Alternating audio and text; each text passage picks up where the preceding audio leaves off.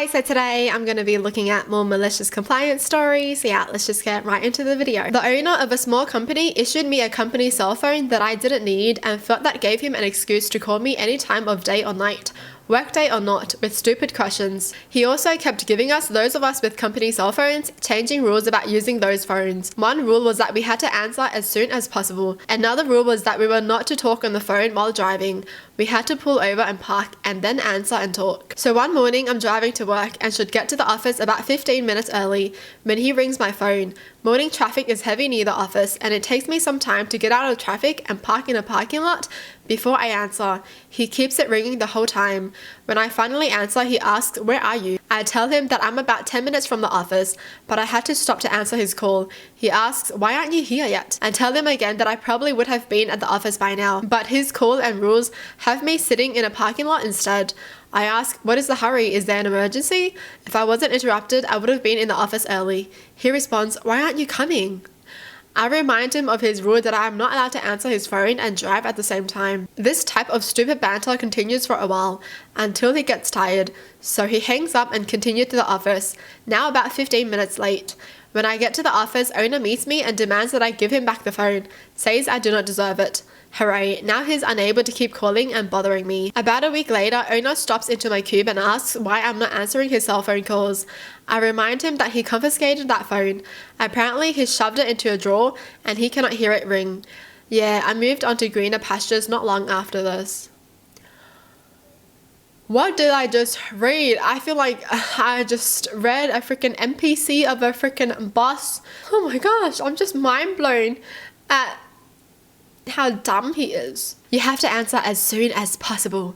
And I'm gonna call you when you're driving, when you can't answer your phone when you're driving.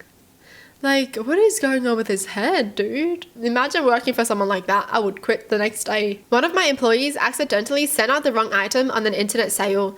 Person was more than just pissed. We offered a return at our expense and will ship the correct item as soon as possible, and original shipping should be refunded.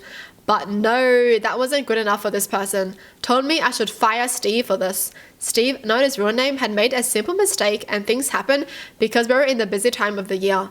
Now, this was 2 weeks before Christmas and I finally replied to this angry customer. "Dear customer, thank you. I appreciate your insistence that action be taken in this case. I have been building a case to remove Steve from the company for some time and this helps me seal the deal. You aren't the first person to tell me this. Thanks to your complaint, I have to give to Steve his walking papers. He was very upset. He even cried a little bit and asked after 4 years how could I be so heartless to fire him 2 weeks before Christmas and that he was the only source of income for his family with 2 kids and disabled wife. I simply told him he kissed off the wrong customer. Sorry, Steve, but Santa won't be visiting your kids this year. Oh, and Steve, sorry, but you no longer qualify for your year-end bonus." I thanked the customer because his complaint was gonna save the company a lot of money, and as a reward, I was making his $8 purchase totally free. Customer sent back a very long email where he profusely apologized over and over to the point they must have been crying at the computer while typing it out. They were shocked and stunned I would fire someone just before Christmas and had this attitude that it was a good thing. They literally begged me to hire him back. Well, Steve and I had a good laugh reading what this angry customer wrote. I saved the letter and over the next 2 years sent it out twice more. Steve was not only a good employee who was honest and caring, I also considered him a friend. Give the people what they want and suddenly they realize they are the monster they hate the most. Wow. Reverse psychology. Reverse card. Wow, you want to fire my employee? Me too. Amazing. Let's make sure that he can't feed his kids and make his wife die. Amazing. Woohoo. Let's celebrate. And then all of a sudden the customers get scared. Oh my god, does that mean I just killed his entire family? I can't believe so many customers would just say that though. Wow, your employee is so bad. Fire him. Is that like what they say to like every employee that they get upset at? Jeez. For the sake of clarity, I'm going to say I work in an industry which is similar to warehousing. Same logic in the grand scheme of things. In my branch and several surrounding branches, there are only 2 staff members to keep the place running, so we all have casual uniforms. Just a polo shirt and appropriate pants and footwear. I mainly do administration work and have a team member who works in the back end of things, but I'm capable and willing to jump outside when required of me. Examples of me needing to work in the back would be if we have a huge rush. or if I need to send my teammate to help at another branch or out the road to collect stock and I have to fill in for him while he's gone. It's a pretty good setup because working outside really breaks the monotony and being stuck at a desk all day, and it's easy enough to do both parts of the job when I need to. Some genius in head office decided he wanted to change the uniform for any and all admin staff to do something a little more corporate and dressy. I can only describe this uniform as a 3-piece suit made with the heaviest fabrics known to man. Suddenly, I've gone from wearing a polo shirt, which is comfortable and easy to move around in, to wearing a white long-sleeved business shirt with a vest, jacket and neckerchief, complete with a skirt, stockings and a slight heel. I straight up look like a flight attendant working in an industrial warehouse and can barely lift my arms high enough to hold my steering wheel on the drive to work. It was a poorly designed uniform and I was so incredibly uncomfortable wearing it.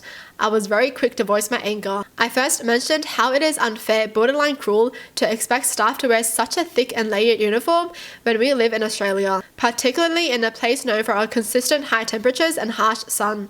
I then asked how I would be expected to leave the desk to operate machinery and do heavy lifting in the suit, skirt and heels. I was met with the promise that anyone working in admin and wearing a corporate uniform would not have to leave the desk to do any back-end work at all. I raised another concern, stating that we did not have enough staff for them to make this particular promise and still maintain our quality of work and hit our deadlines, and was met with a strong guarantee that I would not have to do any physical work in day-to-day operations. I was all but ordered to sit at the desk to look appealing for clients and never move from there. Okay then, no problem. From that point onwards, I followed the instruction. I never left my desk. There would suddenly be long wait times for orders and fulfillments because my team member was on the road on a job and there was no one on site to continue his work until he got back. If my team member called in sick, I would spend the day pushing back deadlines with clients, which affected our targets and our reputation. Funnily enough, my teammate only started getting sick because I had to have the office aircon on, freezing temperatures, so I wouldn't get a heat stroke at my desk. I was honest with clients who had complaints and explained that I would usually step in to help to make sure their needs were met, but was specifically instructed not to anymore, and then redirected the complaints through to customer service in head office. After a few months of this, I was invited to a meeting with 3 of my direct managers and HR representative. They were clearly upset about the drop in productivity and amount of complaints we were receiving.